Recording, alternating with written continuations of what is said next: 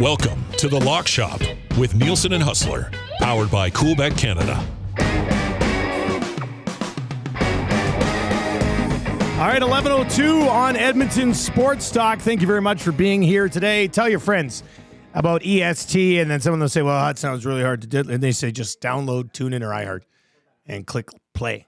I mean, it's very simple, unless you're an idiot. It's very simple to figure out. Of course, you can watch on YouTube as well. And if you're watching over on YouTube today, hammer the thumbs up for us. That would be great.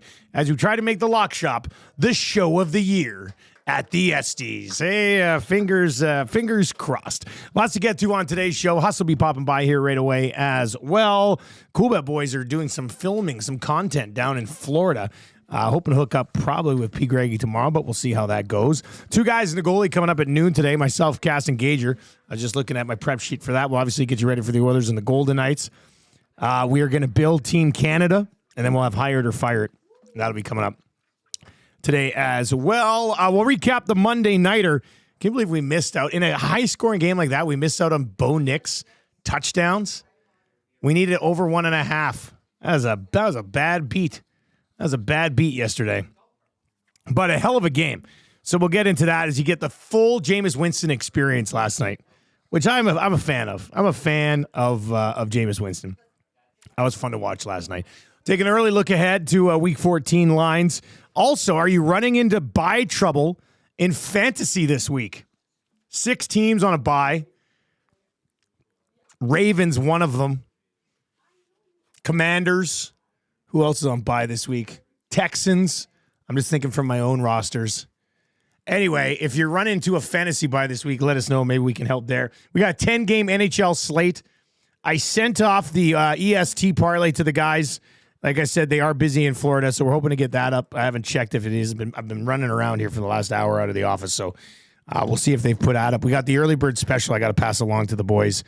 Oh, it's already up. Early bird special. Look at these guys. We hit it last week. We got a little bit of a boost. It's the Cowards Parlay. Let's bring in Huss for our Cowards Parlay that we did on the Nielsen show this morning. Huss, this is our EST early bird special. Now, we hit the early bird special last week. I think it was like 3-1 or something. So, but this week we're just on the Eagles against the Panthers. That was Eric's pick. We're on the Steelers versus the Browns, which should be a good game. And then I went Bengals against the Dallas Cowboys. It's plus 131 after the boost. Like the biggest Cowards parlay of all time. But we're trying to make it 2 in a row. And how about this? The wheel is just anytime touchdown wheel that we spun yesterday on the show. Jerry Jeudy, anytime touchdown. So that worked out yesterday. So the wheel came through for us. Okay, we got to talk about this Monday Nighter. Oh, my goodness. How did we miss out on the Bo Nix touchdowns in a high-scoring game like that? Well, I mean, we know why. Because Jameis would giveth and Jameis would taketh away. Like, it's the all-time Jameis Winston game. And I say that knowing that this guy has had a long career, will likely be the last 30-30 quarterback in NFL history with 30 touchdowns and 30 picks in the same season. What happened last night is it's like we will always remember that as the Jameis Winston game in Monday Night Football history. Set a franchise record for passing yards last night. Yeah, and listen, he almost had 500 yards passing. He threw for 4 touchdowns. It was the 3 picks and the 2 pick sixes that were somewhat problematic for the Browns.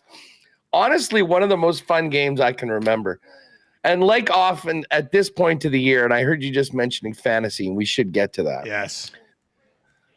I had there was, much like Jameis Winston, there was some really good things that happened, and then there were some painful things. I had a 39-point lead.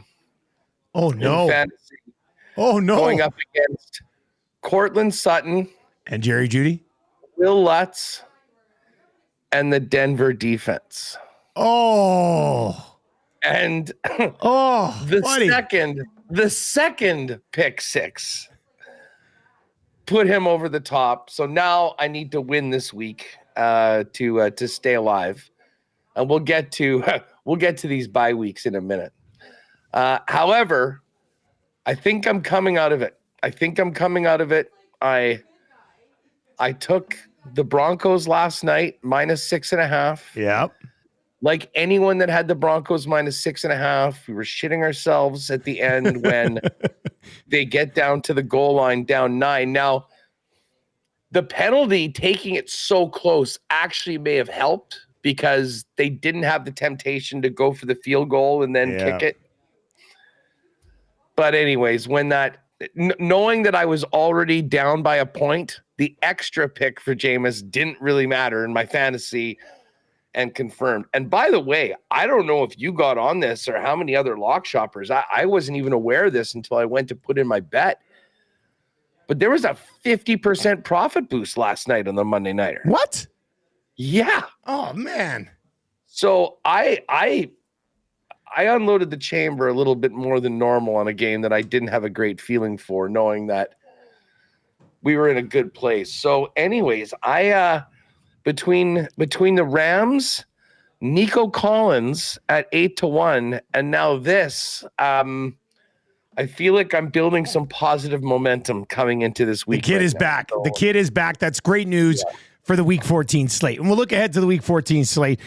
Big Uke over in the Nasty Chat says, guys, I was down 30 with Estime and Judy, and Jerry Judy got me 40 last night. That was big. I had Jerry Judy on one of my benches last night. Luckily for me, I'd already kind of won that week in the league that I was in. So that was big. But it is interesting this week with the buys, just quickly from a fantasy perspective. I mean, Ravens, Texans, Commanders, there are some heavy-duty fantasy guys that will be out of commission this week. The other buy teams are the Patriots. If you're a Rondé Stevenson owner, that's tough.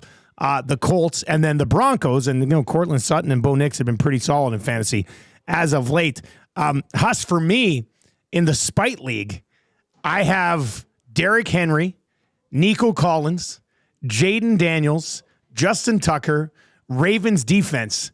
But fortunately for me, because it's a 16-team league, I also have a bye this week for finishing first in the division. So I get to sit back. That was my worry all along. I was like, man, if I don't get this bye week, I'm screwed. But you guys are playing playoffs this week? Our playoffs start this week because it's a 16-team league. 12 teams make the playoffs. So the top 4 teams, or the division winners, I guess I should say, get buys in the first round. So I get to sit back with all of my guys on bye and just enjoy the week comfortably. Yeah, listen, the Week 14 bye is really problematic because you can't have your finals in Week 18. I mean, most leagues go 15, 16, 15, 17. 16, 17, yeah. Yeah, I guess if you need an extra week for playoffs, you got to do what you got to do here. But that is unfortunate. Like I've been looking ahead to this, knowing this was going to happen. I mean, on one team, I've been riding with just CJ Stroud as my quarterback with Nico Collins all year. And knowing that this week was going to come, I'd been looking for quarterback help. So a few weeks ago, I picked up Trevor Lawrence.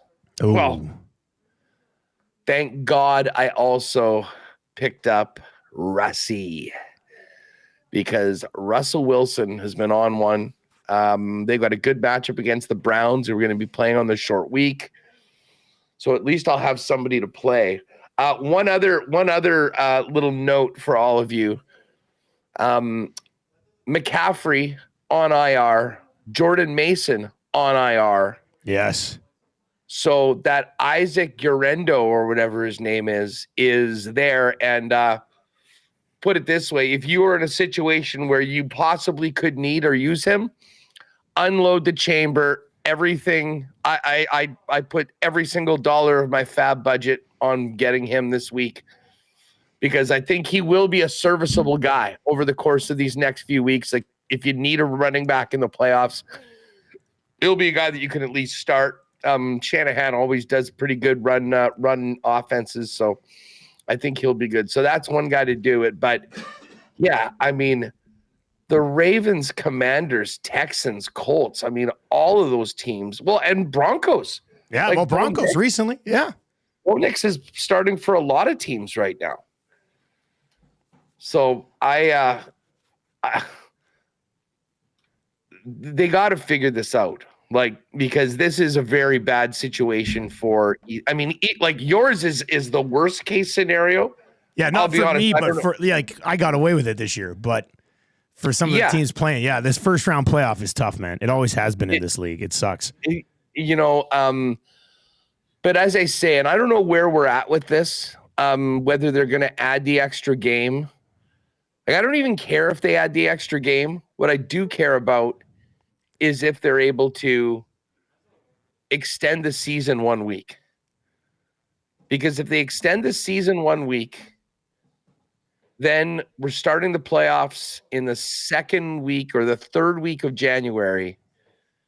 And what is most important is that by pushing the Super Bowl back 1 week, then your family day, our Louis Riel day will be the day after the Super Bowl. Yeah. And all will be right in the world if the day after the Super Bowl is a holiday. And I think that lines up with President's Day in the United States. There will be a time where we're trending in that direction, aren't we? Yes, we are. Yes. You'll tell Marshall, you know what? Back in my day, we had to suck it up and go to work the next day. And I worked at 6 a.m. And he won't believe it for the life of him. He'll be like, Daddy, it's always been this way. I'll say, no, son, it hasn't. So that's a tough one. All right, let's take a look ahead. We do have a big NHL slate tonight. We'll get to that. Maybe a final look. We got Four Nations. Yeah, Four Nations face-off odds are still up. Those rosters will be dished out tomorrow, so we'll take a look at that maybe too. Yeah, the roster stuff is off. Is the roster stuff off games? Is that the games that are up? Yeah, it's just who's going to win. It's just who's going to win. Same numbers? Being told nothing's changed. Are coming out. Yeah, Canada plus 125, USA plus 175, Sweden 5-1, Finland 7-1. All right. Let's take a look at the lines right now as they sit for week 14 in the National Football League. Like we said, 3 games shorter than usual, 6 teams on a bye. The Detroit Lions, 3.5-point favorites on a huge Thursday nighter against the Green Bay Packers. Cannot wait to watch that game. The Dolphins are 6-point favorites at home against the Jets. Vikings are 5-point favorites at home against the Falcons. The Saints are 5-point road favorites going into New York to play the Giants. The Eagles, 12.5-point favorites against Carolina, who's hung around against some pretty good teams recently. The Pittsburgh Steelers are 6.5-point home favorites against Jameis and Cleveland. The Bucks are 7-point favorites at home against the Raiders. The Titans, 3.5-point home favorites against the Trevor Lawrence-less Jacksonville Jaguars. The Cardinals and Seahawks, huge game. Cardinals are 2.5-point home favorites there. The Bills are 4.5-point road favorites going in to SoFi to play the Rams. The Niners, 4-point home favorites against the Chicago Bears. The Chiefs, 4-point favorites. That line hasn't moved. We talked about that a little bit yesterday. And then the Monday Nighter, the Cincinnati Bengals, are 5.5-point favorites on the road in Dallas. So just one game this week inside 3 points and a couple right around 3.5 us as well. So some bigger numbers on the board in a week in which we're missing 6 teams. Well, you know what the funny thing is? I guess the tightest spread of the entire slate is the Seahawks and Cardinals. Yeah. Other than that, though, Thursday night, Packers Lions. Yeah, it's true. Now, what I will lean on this because I haven't checked it. You're the Detroit guy. What is the injury situation with this Lions secondary? I don't know. I listened to a podcast last night and they didn't have any information for me. So because that is very, very key. Here we have the injury report. What do we got here? Detroit. Lions injuries. Emmanuel Mosby, full participation in practice. Carlton Davis, limited participation in practice. DJ Reader did not practice. Josh Paschal did not practice. On Wurzicki did not participate. Taylor Decker did not participate. I mean, the thing that I'm most interested in is Mosley and Davis, those corners. Because if all of a sudden they have to go in with backup corners against Jordan Love and the Packers, I think everything is on the table. I mean, think about what the Bears did to them in the second half of the Thanksgiving Day game. Now, I don't know whether that was just the Lions kind of getting ahead and then feeling the pressure of a situation they haven't been in a while, being the best team in the league and having the entire country watching them. But it was definitely concerning. I mean, for all the talk about how lucky the Chiefs got, the other 11-1 team in the National Football League was the benefits of, the Bears being Bears, much like the Chiefs benefited from the Raiders being full Raider. I love this game, though. Yeah, it's going to be a great game as a football fan. I mean, I hope the Lions win, but it should be a great football game. Like the Green Bay Packers. So the Lions, I mean, they've been absolutely rolling. The Green Bay Packers are 8-2 in their last 10. Their losses to Detroit and a 2-point loss to the Minnesota Vikings. Like they've only lost to the two teams better than them in their own division. Outside of that, they're 8-0 in their last 10. If you look past the losses to Detroit and Minnesota. Now, I mean, Tennessee in late September, Rams in October before they started to get healthier. They crushed Arizona. They squeaked one out against Houston. They beat Jacksonville by 3. And then the close one against the Bears, crushed the Niners, and then pretty comfortably against Miami as well. So, I mean, Green Bay is a hell of a football team, and this is going to be a huge challenge for the Detroit Lions, buddy. Let's just look at this NFC North for a minute, because it is such a great division. So the Lions are 11-1. They, the Packers right now are third place. They've got the 3 losses: Philly, Minnesota, Detroit. I mean, they could even the season series and get to within a game of the Lions with a win. Then they're at Seattle, home to the Saints, at Minnesota, huge game, and then home to the Bears. The Lions, for their part, they've got this game against Green Bay. Then they're home to the Bills. Very tough game. Back-to-back, massive games. Yeah, exactly. And then they've got at the Bears. You would have thought that this 49er game would have been really tough too, but I mean, the Niners are pretty much done. And then home to the Vikings. So, I mean, they do have some big games on the schedule, with the exception of the Bears. That's pretty much the one gimme on it. And then, of course, you've got the Vikings. And the Vikings, depending on what happens, I mean, if the Packers were to beat Detroit, the Vikes could beat Atlanta at home and be tied with Detroit with the final game of the season at Detroit for potentially the division. They've got the Falcons, they've got the Bears at home, they're at the Seahawks, and then they finish home to the Packers, at the Lions. So this division, and likely the number 1 seed, is going to come right down to the final 2 weeks of the season. And I guess then we have to think about Philly as well now, with this number 1 seed, based on what the Lions have the rest of the way. Yep. Here's Philly's schedule: home to the Panthers, home to the Steelers, at the Commanders, home to the Cowboys, home to the Giants. Yeah, that is a much lighter schedule than what Detroit's going to be facing. Philly could easily end up 15-2. And if that's the case, now, did they play Detroit this season? They did not. There's no head-to-head between the two.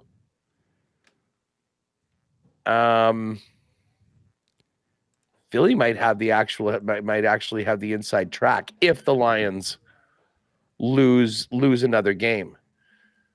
Philly's record in the conference is 6-2. Detroit's is 7-1. But again, that probably comes down. Probably changes Changes if they lose. I mean, likely to one of their 2 division rivals. But the playoff right now, like, just based on where things are, Lions would be getting the bye. Eagles would play the Commanders. Seahawks would play the Vikings. And this game I'm going to be seeing on the weekend, we'd have a rematch of it, Atlanta, Minnesota. Although I'll say this, I think Tampa's a lot more likely to win the NFC South right now than the Falcons are. Tampa's had the meat of their schedule. Yeah, right their now. schedule is even softer than what we just laid out for Philly the rest of the way. And although Atlanta's is pretty light too, I mean, they've got this game against Minnesota that's tough on the road. Then they go play the Raiders, home to the Giants, at the Commanders, home to the Panthers. Oh yeah, that's pretty weak too. Commanders won't be tough, but it's not great. In all likelihood, though, you're going to have teams in the NFC North in the 5 and 6 spots, and then the Commanders, in all likelihood, are going to be that 7 seed, and it's either Tampa or Atlanta that'll take the 4 seed. And then on the other side, right now, Kansas City, of course, still hanging on to that 1 seed, 1 game up on the Bills. But again, the Bills beat Kansas City. Yeah. So if the Chiefs lose and it's a tie, the Bills would get the 1 seed. But as of right now, what the matchups would be: Bills versus Broncos, Steelers versus Ravens, and Texans versus Chargers. Steelers Ravens. Third time. Holy smokes. The one team Lamar can't beat. That would be, man, I'd take that for a playoff game. That would be great. Trev, can you fill this up? Thanks, buddy. Shaping up to be pretty damn good.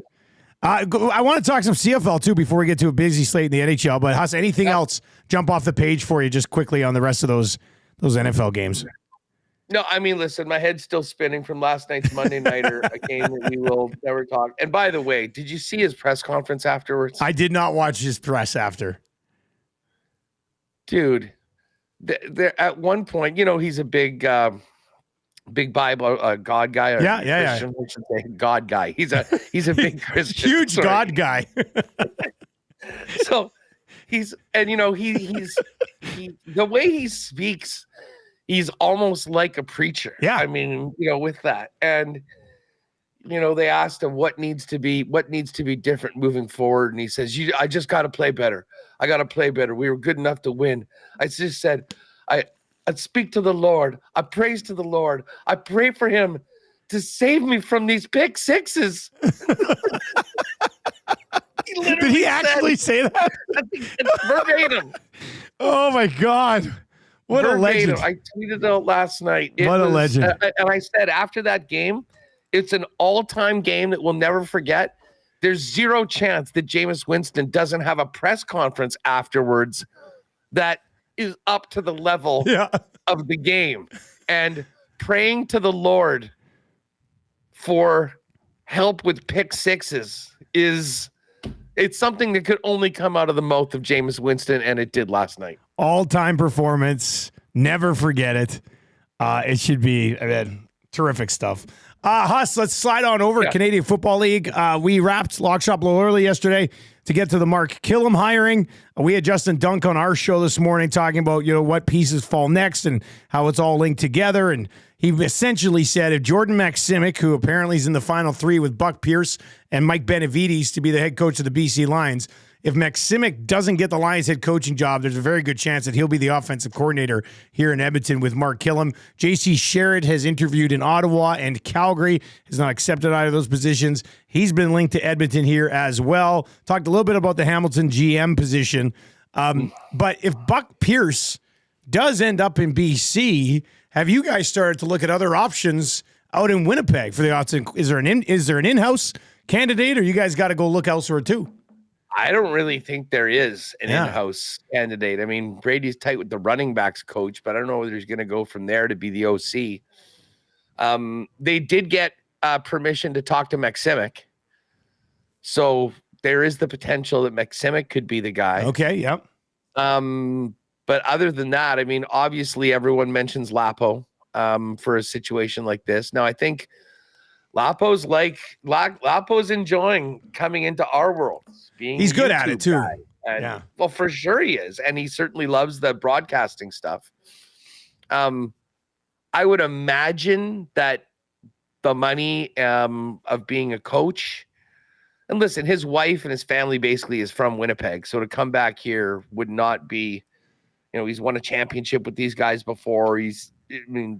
It could make a lot of sense. But really the one name that we've heard of is Maksimic, and of course Ted Gavaya is finalist for the GM job in Hamilton. So they might have to be adding to Kyle Walters. It's fascinating with the fact that the Bombers are hosting the Grey Cup. It's such a big year for the organization, but no one seems to have a contract past next year. Like, this is sort of the last run. Now, do I think that O'Shea will be back afterwards and Walters? I mean, I would imagine, but they've all been here a pretty long time. No, I don't think the team would ever move off of those guys, but you never know. They might be looking at other things. They might want to finish the 2025 season and move on. So, who that OC is, who the assistant GM is, could be very key moving forward as well. Good news is Stanley Bryant's back. Saw that. Greatest offensive lineman in the history of the game. I mean, the resume just has it backed up. It's ridiculous. The only guy that's right there with him is another Bomber, Chris Walby. Oh, yeah, Walby had something similar, didn't he? Oh, yeah, Walby. Yeah. The funny thing is, Walby could have been dominant in the NFL for many, many years. It's sort of crazy that, he never ended up going down there. But yeah, so what's the feedback to Kyram? People are pretty happy with the last month here, man. Like, bringing in Chris Morris and he goes and gets Hervey. I kind of felt like it was righting a wrong from back when Herv got let go. And then, Killam is interesting because he has ties here, went to the University of Alberta, was born here, been an Alberta guy. First time ever that an Albertan is going to coach Edmonton, which is awesome. Now, do you guys think of him as an Albertan or a Stamps guy? I think we'll look past that because he went to the University of Alberta, so I probably don't have to worry about it. We have a segment on our morning show called That Hurts. And today, we spent a lot of time talking on the pro side of it from the Elks. But our That Hurts segment today was being a Stampeders fan. Because Stampeders watch Killam and Munson get developed for years there.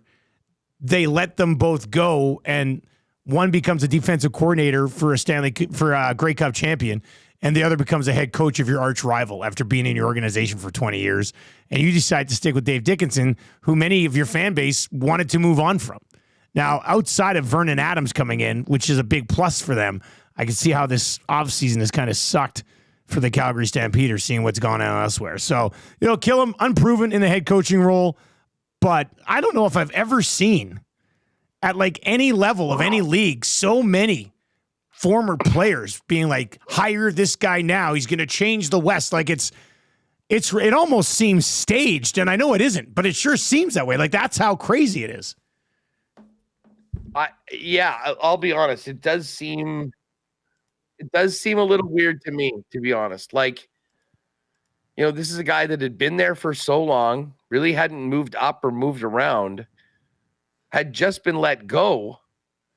I wasn't surprised he got a job, but I'll be honest, I was stunned that he's a head coach now in the NFL or in CFL.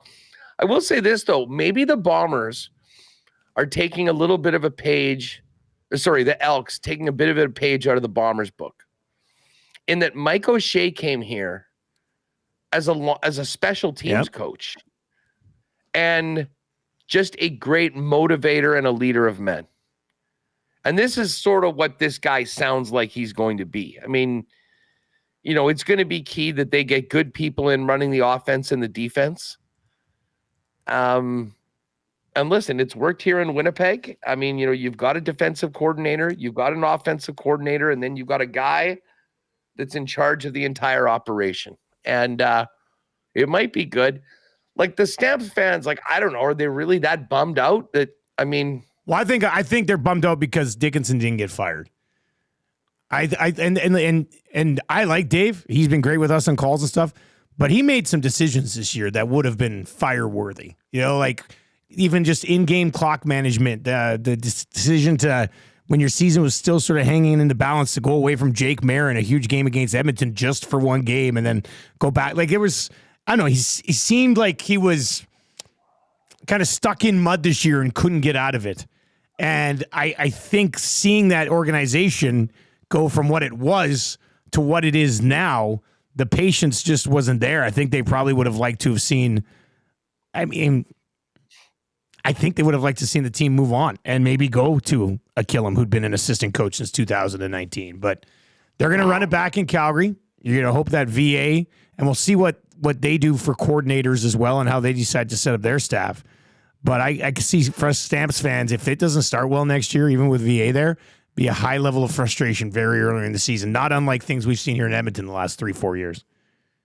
Yeah, I don't know whether they're going to get to that territory. I mean, the last 4 years of what's happened in Edmonton are, I mean, first of all, it's been 4 years. It's been 4 years. I mean, Calgary won 6 games 2 years and less last year. Like, they've only won like 9-10 games the last 2 years too. Did they miss the playoffs last year as well? No, they made the playoffs with 6 wins 2 years ago. So they got into the playoffs, but they only had 6 wins. So like Calgary's, let's see here. Smitty Welder says, guys, as a Stamps fan, I'm pissed about letting Mark go and keeping Dave. So, I mean, that's one. That's a guy who's just on the lock shop right now. But I think if you had to, I think that would be the majority of fans for Calgary. But would feel that way. Were you pissed off when he got let go, or are you pissed off now because he happens to be the head coach of Edmonton? I honestly believe it would have been when they let him go. Like, yeah. I don't know how you look at that from Calgary organization and go, well, it was everybody else's fault, not Dave Dickinson's, when he was the general manager and the head coach. Like, it just didn't make a lot of sense to me. And the fact that these guys they let go were scooped up almost immediately, like they were fired by the Boston Bruins, I don't think that's a good look for Calgary Stampeders either. So, plus, I mean, Calgary's got, it's kind of the whole Kenny Lawler thing when Kenny didn't speak very highly of Edmonton. Calgary's got former players going across the league, just absolutely shredding them right now. So good luck to VA to turn that thing around there. But they're going to need a hell of a lot more than Vernon Adams Jr., I'll tell you that. No, that is true. But I'll tell you what, they're halfway there with him.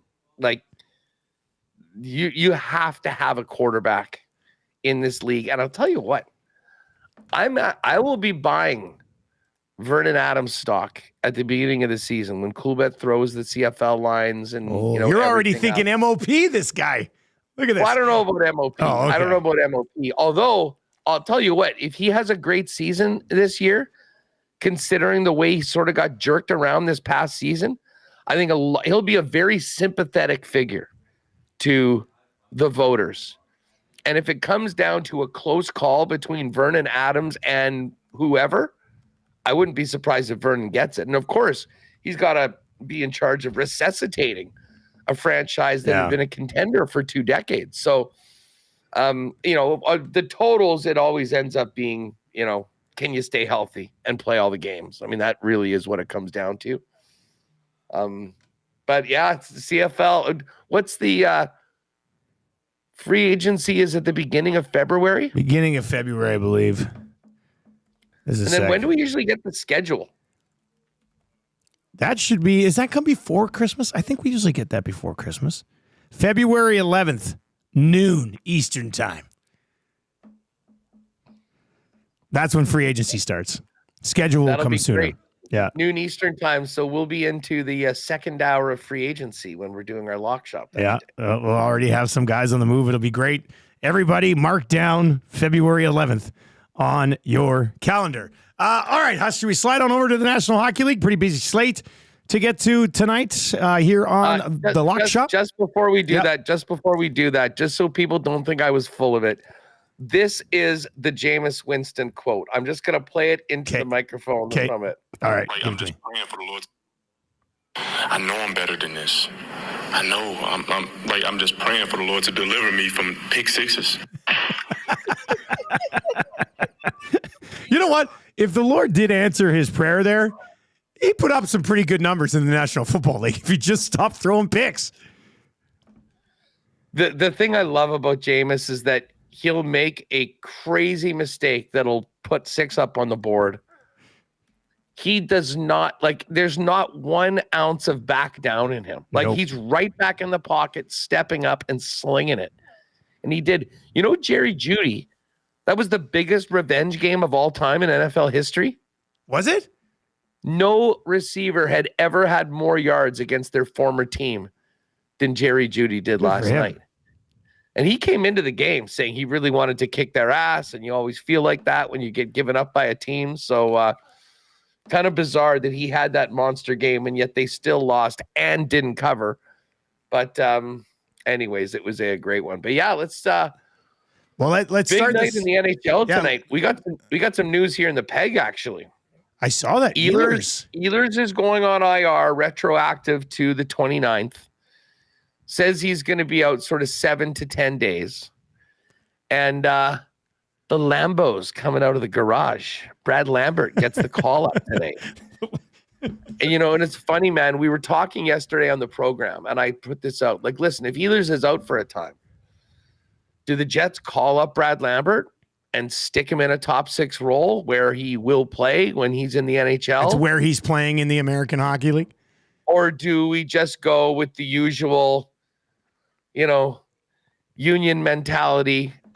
Who's next up? Everyone just moves up one rung and play it. And it's not traditionally, this is not really the way the Jets have handled their business.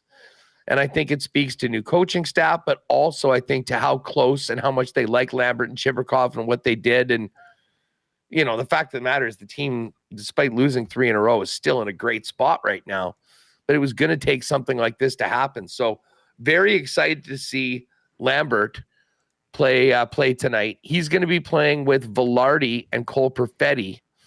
Nemetsnikov is moving to center in between Kyle Connor, and Mark Scheifele's moved to the wing.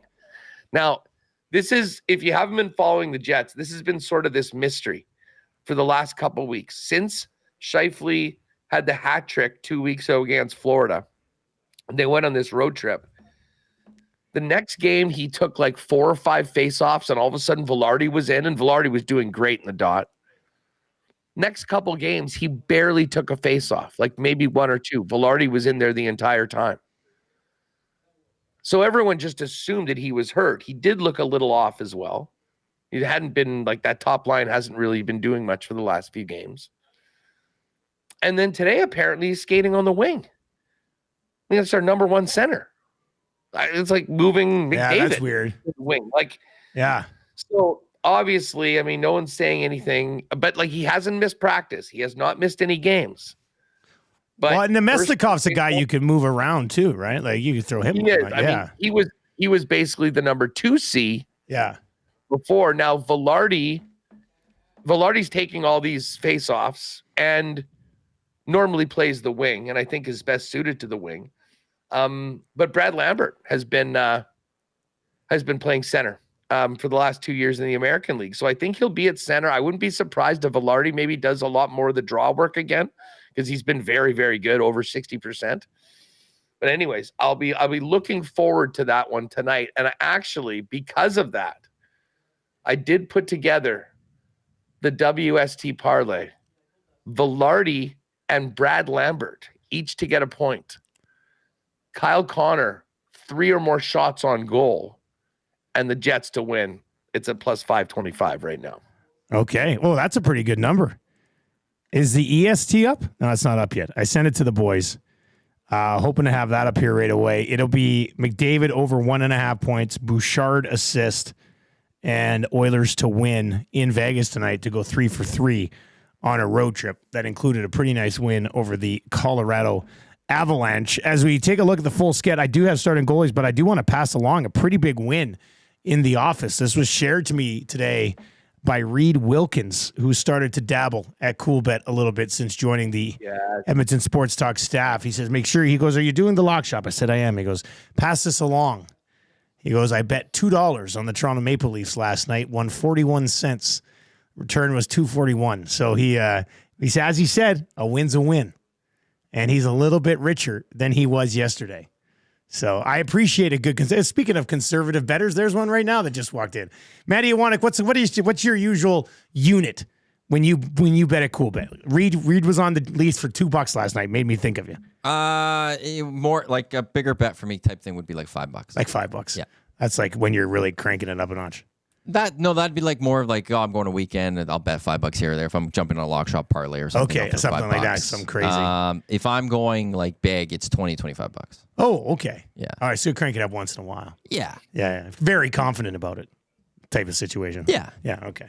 All right, so anyway, congratulations to Reed Wilkins on his big win Let's take a look at the starting goalies tonight in the National Hockey League. Then we'll put together a little parlay that we can get to the boys and hopefully get up.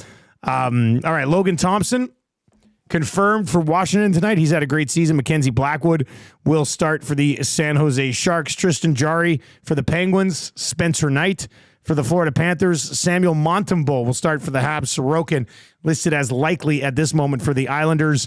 Kochekov is likely for the Hurricanes. Joey Decord unconfirmed for the Kraken. Georgiev will start for the Colorado Avalanche. Looks like it's going to be Ukko-Pekka Luukkonen for the Buffalo Sabres. It'll be Korpisalo versus Husso in the Detroit-Boston game.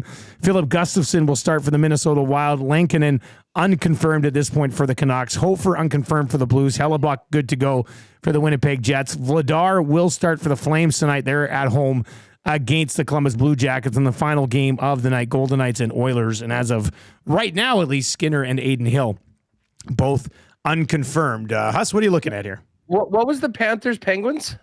Spencer Knight, Tristan Jarry, both confirmed. Jarry getting the start, eh? Huh. Yeah. Yeah, I guess Bob's out. He's having a kid, apparently. So he will be on the shelf. It's surprised that the Avalanche are only minus 144 in Buffalo. That was one of the ones I was looking at a little bit earlier on today. What a fishy line. Well, what happened? Like Colorado, they played Saturday against the Oilers, and Edmonton won in Colorado. Like that to me feels like almost like it's a back-to-back line. But did they play last night? McKinnon and Rats. No, they did not. They did not play last night, and they did not play Sunday. They were back-to-back Friday, Saturday, if I recall. So I don't know. I don't know about that one. Let's see here. How's Buffalo been lately? Buffalo has been. They lost 3 in a row. 3 tight games. They've been shut out twice in their last 3. Colorado's last 5 win over Florida 7-4. Then they got pumped by Tampa. Then they beat Vegas 2-1 in a shootout, and then lost to Dallas 5-3, lost to Edmonton. So they've got some losses in there, but losses to pretty decent teams that are much better than the Buffalo Sabres right now. So, yeah, I mean, there's something that's fishy about that 144. Like, doesn't it seem like it'd be like a 170? Somewhere around there? Yeah. Listen, I'm in on Colorado. I'm going to tell you right off the bat. Minus 144. Seems... All right, so let's slot that into the parlay. Very, very good. What else you like?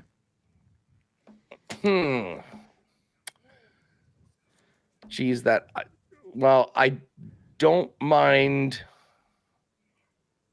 Although Florida, man, I don't know what it is. Florida and Dallas, both of those teams. I know. Blew our parlays against the Blackhawks, so I'm somewhat skeptical about them. Vancouver at Minnesota is an interesting game. Minnesota at minus 143. The Vancouver has actually been pretty good lately without JT Miller. Now, I guess we can kind of wonder about who they've been playing. 5-4 win in Detroit, 4-3 win in Buffalo, 5-4 loss in Pitt, 2-0 win over Boston, 2-0 win over the Senators. I mean, they're 4-1 on this road trip. The Wild, for their part, I mean, they just continue to play at a real high level. I mean, Sabres, Blackhawks, Preds, their last 2 wins. They did lose at home to the Jets last week, and they lost to the Flames before that. Vancouver at plus 121. I'd love to be pulling against the Wild, that's for sure. But that's a game that does give me pause. The Jets at minus 217, too chalky right now. And of course, we got Flames, Blue Jackets. Yeah. Be an emotional affair tonight in Calgary. It absolutely will be. And like Columbus, I know we all just think of Columbus as this team that, bottom feeder.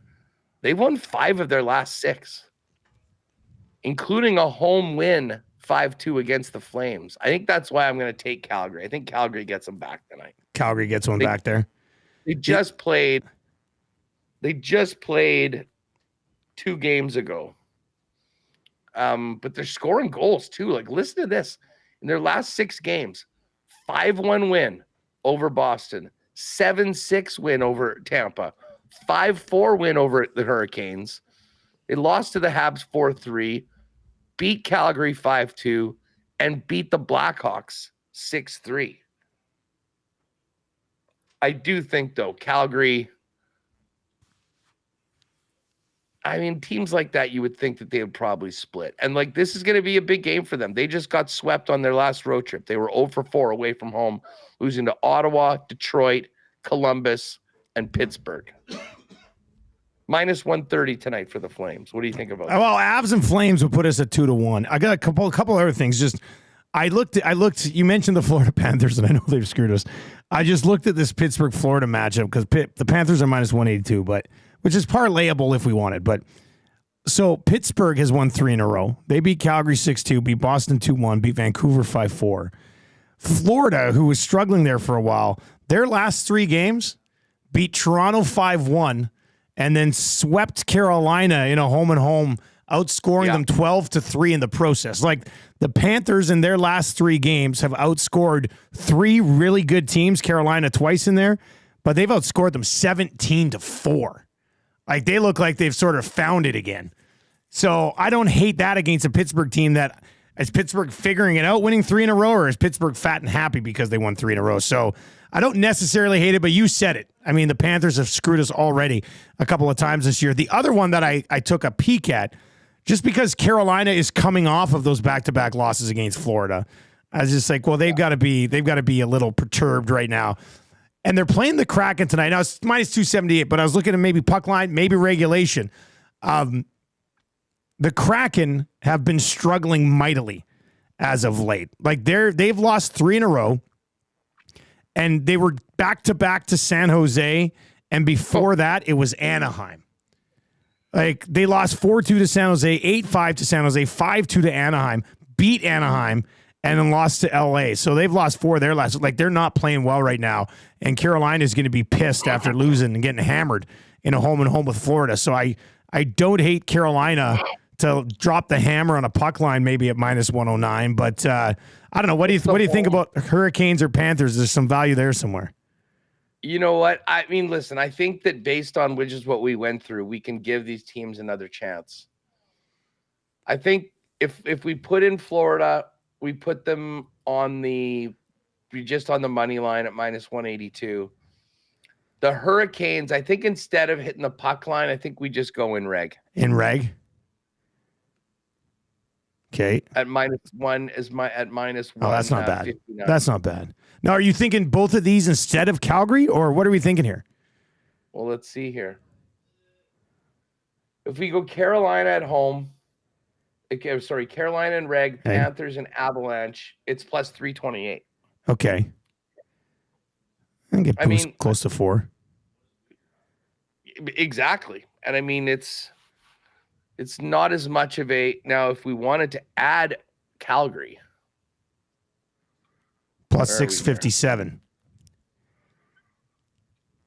So that would get it close to, I mean, I'm okay with the first 3. I'm okay with the first 3.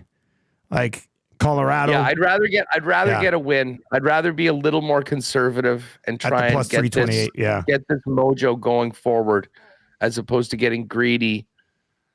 Like, if I want to bet Calgary, I can do that as a minus 130 home favorite just on a side bet. All right, so there we go. Matt Cassian's here today in studio. Beautiful. That's exciting. Colorado Avalanche, Florida Panthers, Carolina Hurricanes, Panthers money line, Avalanche money line, Hurricanes in regulation plus 328. We'll send that off to the busy boys down in Florida. Spency 5 Centsy with a little trend over in the Nasty Jet says Florida minus 1.5 has hit in 3 of their last 4 against Pittsburgh. So that helps our backing a little bit there as well. Huss, Winnipeg Sports Talk today. What do you got? I mean, obviously you're going to be setting up this big game tonight. Yeah, I mean, we'll have a lot. We're going to have a bunch of audio from this morning. I'm hearing the latest on Nikolai Ehlers, the call-up of Brad Lambert, Ville Heinola getting into the lineup. We've got a lot to talk about for tonight's game. Pagnotta is going to jump on and talk a little bit about what he's hearing around the league, what's up with the Rangers. Certainly get into a little bit of talk about the Four Nations Cup and the rosters that we'll find out tomorrow. Mike McIntyre is going to jump on with us, and then Stephen Ellis is going to come on. We'll get the latest on the Jet prospects that are in for the World Juniors and that are out for the World Juniors. So, yeah, it'll be a good one. And then get it up in the pod in time for people to listen to it before the game tonight. Huss, we got about 2 or 3 minutes left here before we go. Have you been dabbling in the NBA Cup or the association at all? Usually that's a post NFL thing for us. Really, really, really heavy on the lock shop in hoops in March. March and April. Yeah, listen, I have not been dabbling in the NBA Cup. There's been so many other things to bet on. I did notice that when the Jets were 15-1 or whatever, the Cavs were 13 or 14-0. And the Cavs are still really good, but they're 18-3. And their 3 losses are all in the last little bit. They got a game on the Celtics. Yeah, like they're 18-3 and they're only a game up at the top of the East. It's crazy. Celtics are having a real nice year again, too. How bad is the Tank Fest going to be for this Cooper Flag? Well, the Wizards are 2-16. So I'm sure it's going to be pretty good. And Utah and the Pelicans both only have 4 wins as well. The Sixers are 4-14? Yeah, the Sixers are 4-14, man. It's been a disaster there so far. And then, the Raptors. The Raptors aren't good, but they're not bad enough to get in the mix for that just yet. They might be when it's all said and done. But RJ Barrett, I've watched a bit of the Raptors this year. RJ Barrett's having a pretty nice season so far. I like what I've seen from him. What's he averaging? He's averaging 23 points a game, 6 assists, 6 rebounds. And Scotty Barnes, when he plays, 20 points, 7 assists, 8 rebounds. They just don't have much beyond that right now, and they won't for a few years. So we'll see what happens there. Hey, quickly, just away from hoops.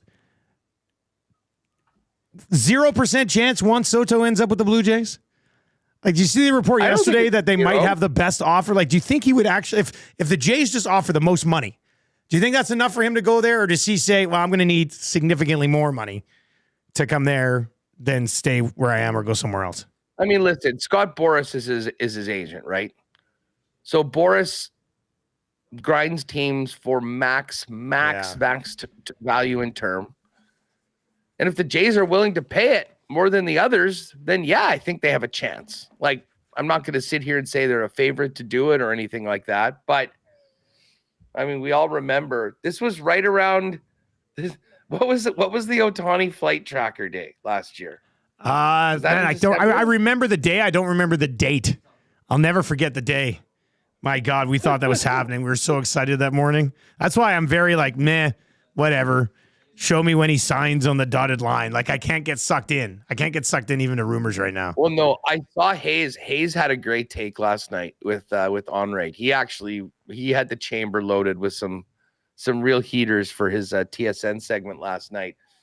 But he did say that, he wasn't going to even pay attention to this. And then when it's reported the Jets have the biggest and best offer, it does sort of perk up your attention. And then here's the thing, it would be unbelievable if they get him. But if they don't get him and it's reported that they're offering the most money and have the best offer, it could be devastating to the Blue Jays just as an organization. What do they have to do to get guys? And if that's the case, then maybe you're blowing it up. You're trying to restock with really talented young players and moving on from this last little while. So full-blown restart. Well, we'll see how that plays out. Should be some good drama in the Major League Baseball offseason. All right, we got 2 guys and a goalie coming up here on Edmonton Sports Talk. Myself, Cass, and Gager. We're going to get you ready for the Oilers and the Golden Knights, and we are going to come together and figure out a consensus for Team Canada today. So I got a ton of names sitting here on this list. We'll try to narrow it down to 13, 7, and 3. We'll have hired or fired as well for GS Construction, the presenting sponsor of 2 guys and a goalie. That's going to do it for the Lock Shop today. Huss, have a good show, and we'll catch up to you tomorrow, buddy. Don't forget about Josh Morrissey on Team Canada. Oh, he's going to be there. I don't know how he couldn't be. He's got to be on there. Okay, see you later, buddy. Right on. See you tomorrow.